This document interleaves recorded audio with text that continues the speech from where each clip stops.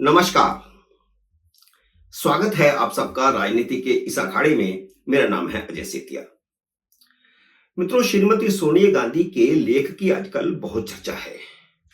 शनिवार को यह लेख हिंदू अखबार में छपा था। वैसे अखबार सिर्फ नाम का हिंदू है वह घोर हिंदू विरोधी, चीन समर्थक कम्युनिस्ट विचारधारा का अखबार है। मोदी जब राजनीति में आए भी नहीं थे तब से भाजपा और संघ विरोधी है। अब हम सोनिया गांधी के लेख के कुछ बिंदुओं पर चर्चा करते हैं। सारे बिंदुओं पर चर्चा करेंगे तो वीडियो बहुत लंबा हो जाएगा। इस पर मैंने एक विस्तृत लेख लिखा है जो सोमवार के स्वदेश में छपा है। उसे आप गूगल में पढ़ सकते हैं या फिर इस वीडियो के डिस्क्रिप्शन में भी मैं उसका पूरा डिटेल दे दूंगा। सोनिया गांधी ने अपने लेख की शुरुआत में 2024 के चुनाव नतीजों को नरेंद्र मोदी की व्यक्तिगत नैतिक हार और राजनीतिक हार कहा है। लेकिन अगर यह मोदी की नैतिक हार है तो 1998 में किसकी नैतिक हार थी? तब कांग्रेस अध्यक्ष तो भले ही सीताराम केसरी थे, लेकिन वह नाम के अध्यक्ष थे, यह सबको पता है। वैसे भी 1997 के कोलकाता अधिवेशन में खुद सोनिया गांधी ने कांग्रेस की बागडोर संभाल ली थी।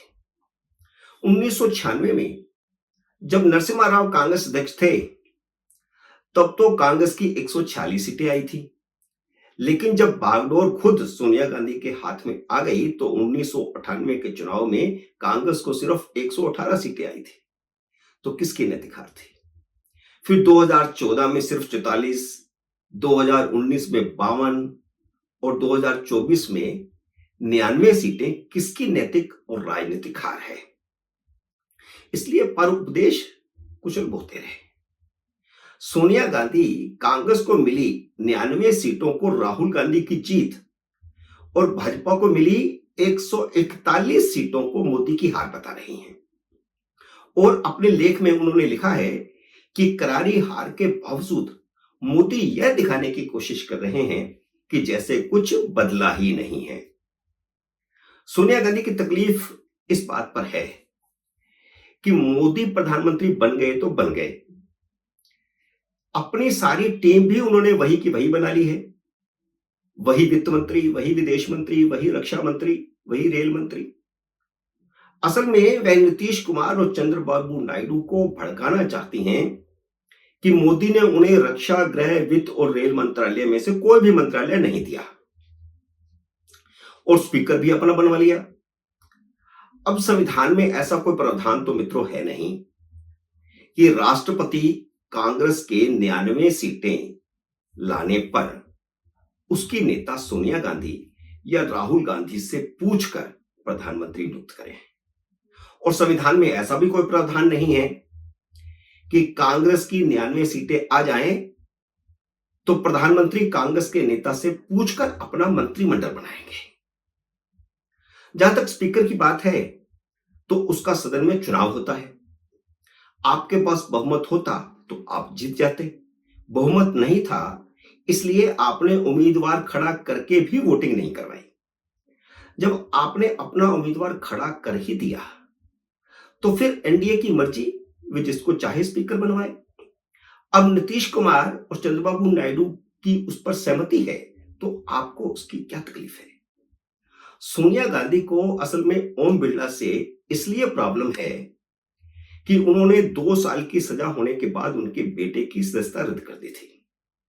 वह चाहती थी कि कानून चाहे कुछ भी हो, ओम बिरला को इस बात का ख्याल रखना चाहिए था कि राहुल गांधी स्वयं भू राज परिवार से हैं। वैसे कानून में तो यह लिखा है कि 2 साल या उससे ऊपर सजा होने पर सदस्यता अपने आप खत्म हो जाएगी। डिप्टी स्पीकर की मांग को स्वीकार न करने को सोनिया गांधी ने संसदीय परंपराओं का उल्लंघन बताया है। वैसे सोनिया गांधी संसदीय परंपराओं की बात ना ही करे तो अच्छा है। वह खुद से पूछें कि जब वह विपक्ष की नेता थी तब उन्होंने क्या किया था। उनके विपक्ष का नेता बनने से पहले 50 साल तक परंपरा यह थी कि हर सत्रावसान के समय विपक्ष का नेता और प्रधानमंत्री सौहार्दपूर्ण संबोधन देते थे और बताते थे कि चाहे कुछ भी कितने गिले शिकवे हों, धरने हों, प्रदर्शन हुए हों, जो भी हुआ हो, सामूहिक तौर पर काम करेंगे और जो प्रस्ताव पास हुए हैं, जो बिल पास हुए हैं, वे अच्छे के लिए हैं। सोनिया गांधी ने इस परंपरा को तोड़ा। उन्होंने प्रधानमंत्री अटल बिहारी वाजपेयी पर हमलावर रुख अपनाने वाला भाषण दिया। अपने इस भाषण के मौके का उन्होंने प्रधानमंत्री पर हमला करने के लिए बेजा इस्तेमाल किया और यह लगातार 2 सत्र में हुआ, तो अटल बिहारी वाजपेयी को भी जवाब देना पड़ा। इसलिए यह परंपरा ही खत्म करनी पड़ी और लोकसभा स्पीकर का ही संबोधन होने लगा। अदरवाइज पहले विपक्ष की नेता बोलती थी, प्रधानमंत्री बोलते थे और स्पीकर की प्रेस कॉन्फ्रेंस होती थी। इस परंपरा को तोड़ा सोनिया गांधी ने, इसलिए वह परंपरा की बात न करे तो अच्छा है। सोनिया गांधी को इस बात पर ऐतराज है असल में कि स्पीकर ने आपातकाल का सवाल क्यों उठा दिया। उन्होंने स्पीकर पर दलगत राजनीति करने का आरोप लगाया है।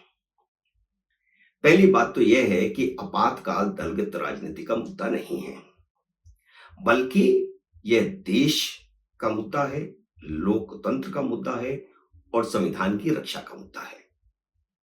दूसरे, उन्होंने इसे दलगत मुद्दा बताकर इस बात की पुष्टि की है कि कांग्रेस अभी भी आपातकाल की पैरवी करती है और बचाव करती है। वैसे क्या उनको याद है कि जब उन्होंने लोकसभा स्पीकर मीरा कुमार को कांग्रेस कार्यसमिति का सदस्य बनाया था, तो क्या उन्होंने खुद स्पीकर को दलगत राजनीति में नहीं घसीटा था? क्या उन्होंने 1952 से चलती आ रही परंपरा को नहीं तोड़ा था? जिन परंपराओं की वह बात करती हैं, क्या वह खुद उनकी कांग्रेस पार्टी उन परंपराओं पर चल रही है? राहुल गांधी भारतीय लोकतंत्र और संसद की गरिमा को नुकसान पहुंचाने के लिए स्पीकर पर माइक बंद करने के झूठे आरोप लगा रहे हैं।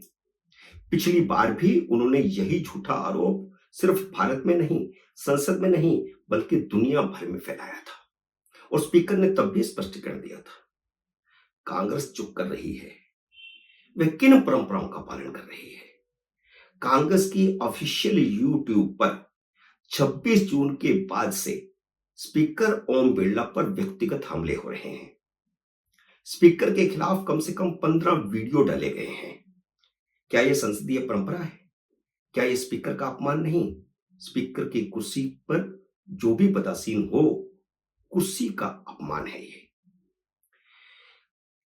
आपातकाल के जिक्र से कांग्रेस इतनी परेशान हो गई है कि वह इसे विषय से भटकाने की कोशिश बता रही है। अगर मुद्दा संविधान और लोकतंत्र है तो आपातकाल का जिक्र होगा ही। देश की जनता ने 1970 में कांग्रेस को इसीलिए तो उखाड़ फेंका था।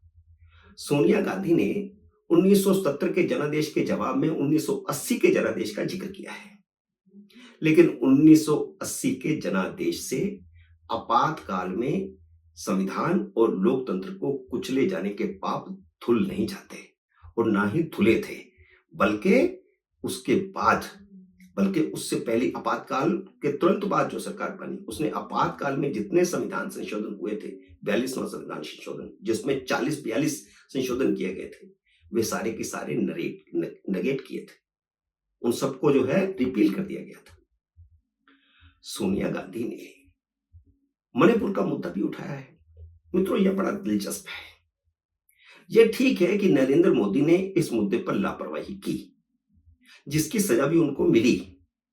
मणिपुर की दोनों लोकसभा सीटें भाजपा हार गई, वहां भाजपा की सरकार है, इसलिए भाजपा अब मुख्यमंत्री बदलने पर विचार कर रही है।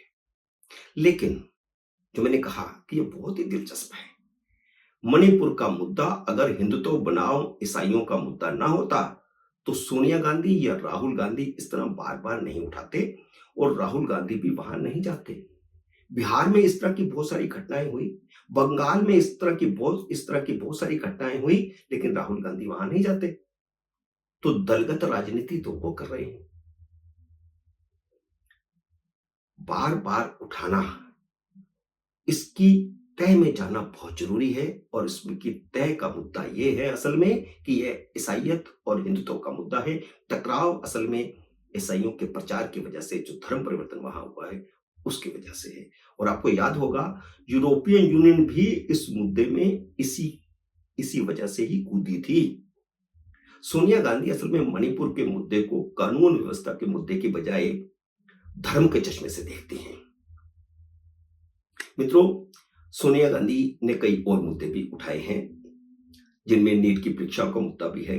निश्चित रूप से सरकार को इस पे सख्त कदम उठाना चाहिए और राष्ट्रपति ने अपने अभिभाषण में भी यह मुद्दा उठाया है। राष्ट्रपति के अभिभाषण पर धन्यवाद प्रस्ताव पर जो बहस हो रही है, जो अब तक नहीं हो पाई है, सोमवार से शुरू होगी, उसमें भी ये मुद्दा उठाया जा सकता है। उस मुद्दे के लिए स्थगन प्रस्ताव देना और सदन न चलने देना 2-2 दिन, ये कहाँ की परंपरा है, कहाँ का लोकतंत्र है।